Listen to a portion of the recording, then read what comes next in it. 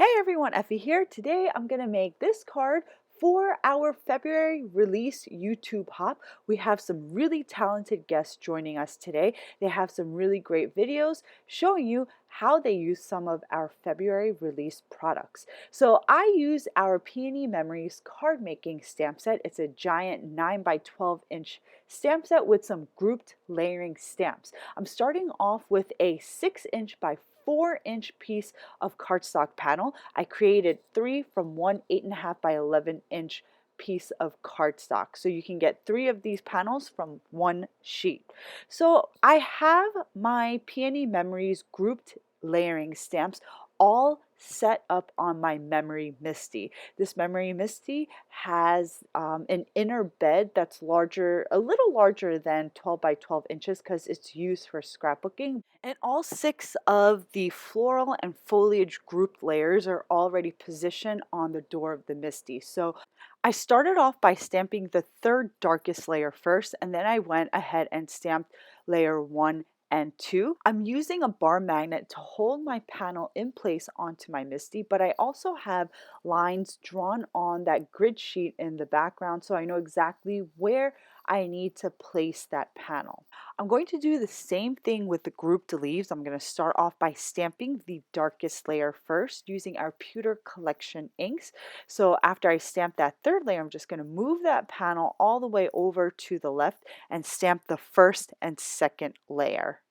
For our Peony Memory stamp set, all you need to do is line up those bars and squares. This stamp set takes all the guesswork out. There's no lining up based on image. All you need to do is line up those bars and squares. So that's why it might be easier for you to stamp that third darkest layer first.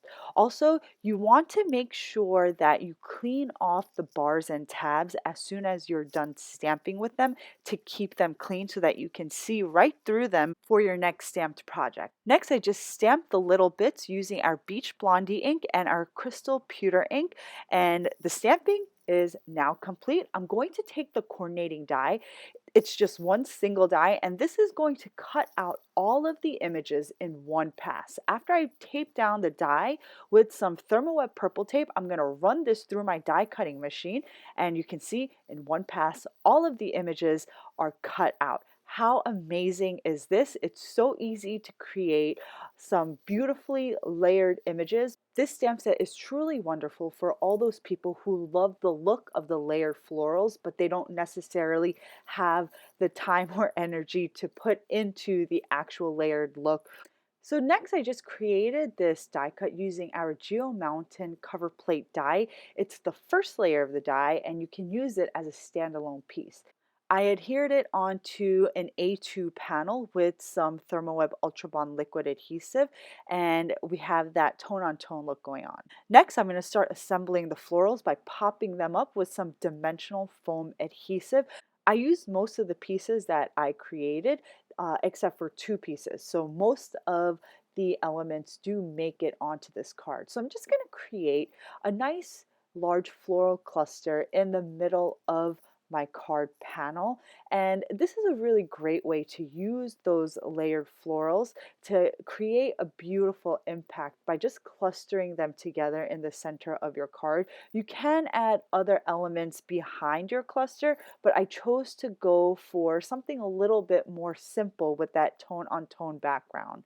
So here's the cluster all complete. I'm just going to stamp the sentiment, which is from the same Peony Memories card making set, onto a strip of white cardstock, and then I'm going to pop this up onto my card.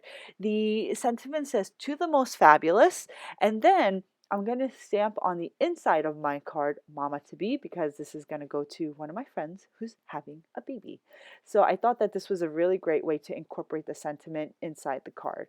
Lastly, I'm just going to add some of our glass slipper sequins to finish off the card, and I glue them on in a visual triangle surrounding my cluster, and I'm using some of that liquid Thermoweb adhesive to glue on those sequins. And my card is now complete. I hope you guys enjoyed this project and video. Don't forget, this is video 1 of 2 for our February release YouTube video hop. Make sure to follow all of the participants on this hop today and leave comments on all of the videos for a chance to win a stamp set from our new February release. Thanks so much for watching, guys. Now head over to that second video to start hopping.